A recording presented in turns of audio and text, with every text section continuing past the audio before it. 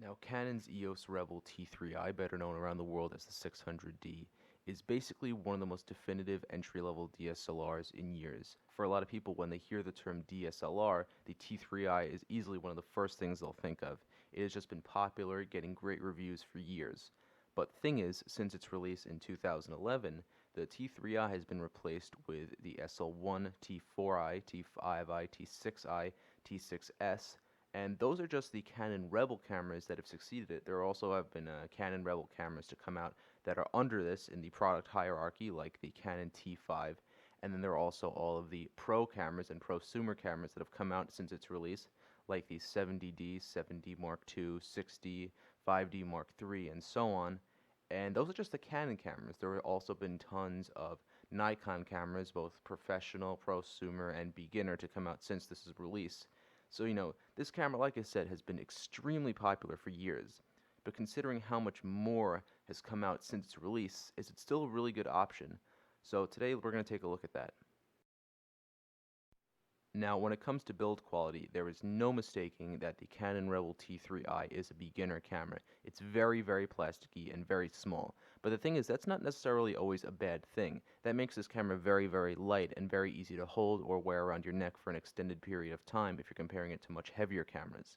Now, as you see here, this particular model has a crack going through the logo here. It kind of actually took a fall right on the flash, and surprisingly, there was no real damage to the camera. The flash still works fine, even though there's a crack right here.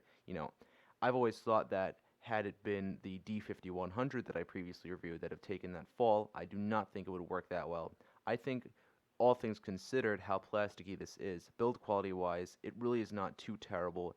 And as an entry-level camera, I think it will do the job. And it's not a flimsy little thing. It can sustain some damage. As you see, you don't want to be throwing it around, but even when it takes a kind of painful fall like that, it can still survive. And to this day, it's been working perfectly. So build quality-wise, for an entry-level camera, really no complaints there. Now, when it comes to the high ISO performance of this camera, it does slightly show its age, to be honest. Now, when you're outside on a bright sunny day, you're really not going to be seeing much noise at all. You do have to crop in quite a bit to notice noise, even if you have a very high ISO, assuming the light levels are very high. But if you're indoors and the light levels are even slightly not good, noise is going to become apparent very, very quickly. So it's basically what I'd expect. It's definitely not so bad to the point where it becomes an issue, but again, more modern, newer cameras and much more modern, even beginner cameras will outperform this in high ISO. Now, the burst rate of the T3i is 3.7 frames per second, and let me show you what exactly that sounds like.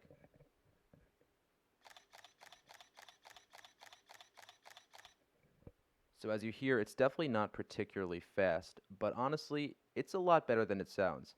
On paper, 3.7 frames per second seems really, really bad, considering most beginner cameras, even by today, have at least 4, but more like 5. So this is one area where the camera does kind of show its age, but in all honesty, I've had no problem with 3.7 frames per second.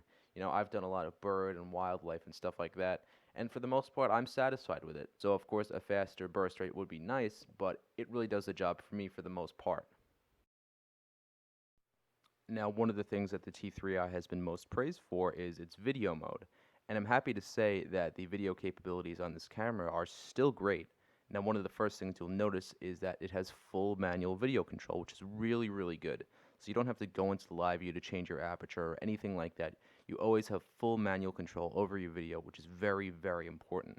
Now, another thing that's really good about the video mode of this camera is all the audio options. Of course, you do have the microphone input along the side, but you also have something that's not always as appreciated is manual audio adjustment levels. So you could change the input levels of the audio very exactly, so you don't have to just set it to high, medium, or low.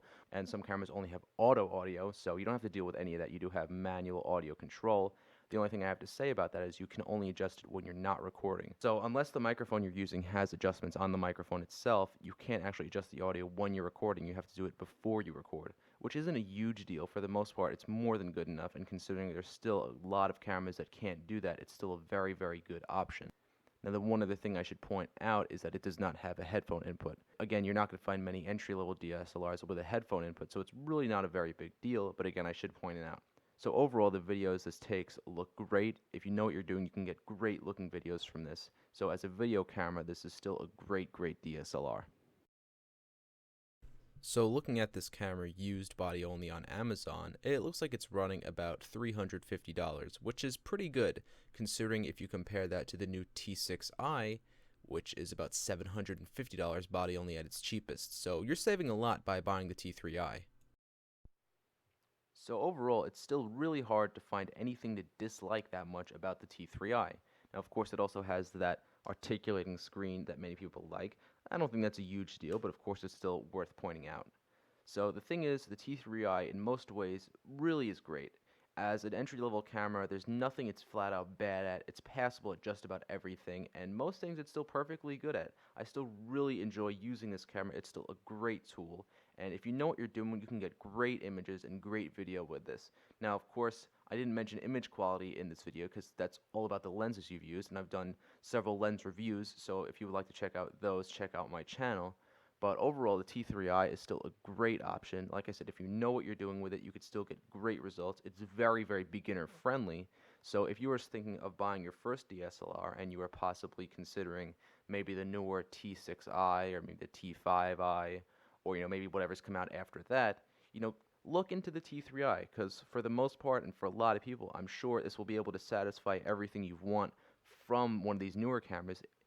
It's probably going to be in this, even if it's at a slightly lower level. It's hard to find anything in those cameras that this camera flat out doesn't have.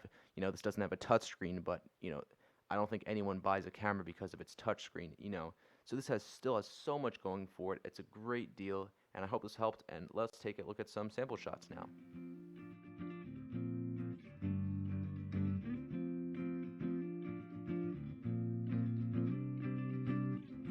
Don't think that